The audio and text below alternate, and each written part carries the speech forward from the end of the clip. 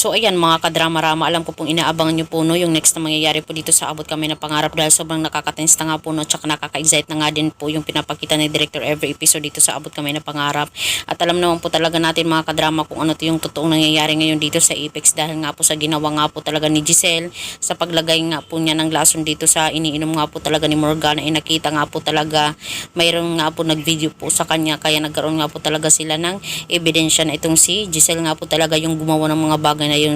So dahil nga po doon ay talagang nalaman din po yun ng mga board member po dito sa Apex, lalong lalo na itong si Giselle dahil nga po isa po siyang CEO, nasira po yung reputasyon niya, yung kanyang identity as CEO po dito sa Apex. Kaya yung ginawa po doon ay talagang itong si Morgana ay talagang nagsabi po talaga na okay, pinapatawad kita pero hindi sapat yun, diba? Para po kay Morgana, dahil alam mo talaga natin mga kadrama na si Morgana ay si Moira, ay gusto nga po talagang niyang ipatanggal itong si Giselle po bilang CEO dito sa Apex. Kaya naging successful nga po talaga yung kanilang pagtanggal dito kay Giselle bilang CEO. Dahil nga po dito ay talagang naging miserable itong si Giselle. Talagang kumalat pa nga po talaga yung video niya, nag-viral nga po, no, nag-viral pa po yung video niya dahil nga po doon parang lugmok po ngayon itong si Giselle. Wala po siyang magawa sa kanyang sarili, no, kundi maglasing.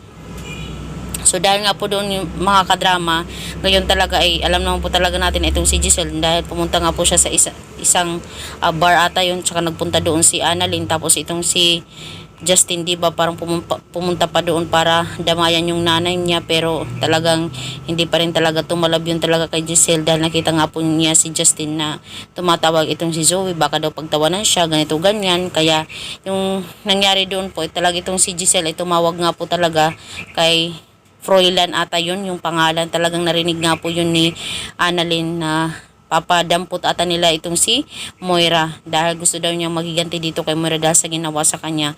Kaya ngayon mga kadrama, successful nga po talaga itong pagkidnap nga po talaga dito kay Morgana, no, or itong si Moira dahil nga po may pinaamoy nga po dito kay Moira.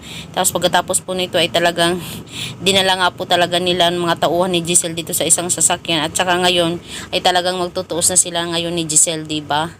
Dahil nga po sa ginawa niya, talagang malaki yung kabayaran niya, yung kanyang mismong buhay talaga niya. Iba din talaga itong si Giselle no? Parang sabi pa nga, wala daw pinagkaiba si Giselle kay Moira, pero alam naman po talaga natin kung ano yung nagagawa talaga ng galit, no?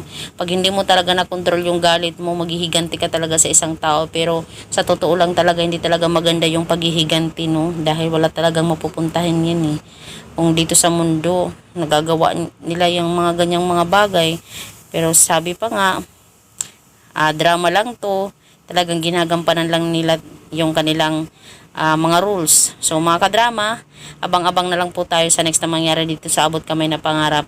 Abang na lang natin yung pagbagsak talaga ni Morgana no as Moira. Sana dito na malaman talaga ni Giselle yung totoong pagkatao talaga ni Morgana. So yun lang po, maraming salamat. Don't forget to please like, share, subscribe my channel. Bye!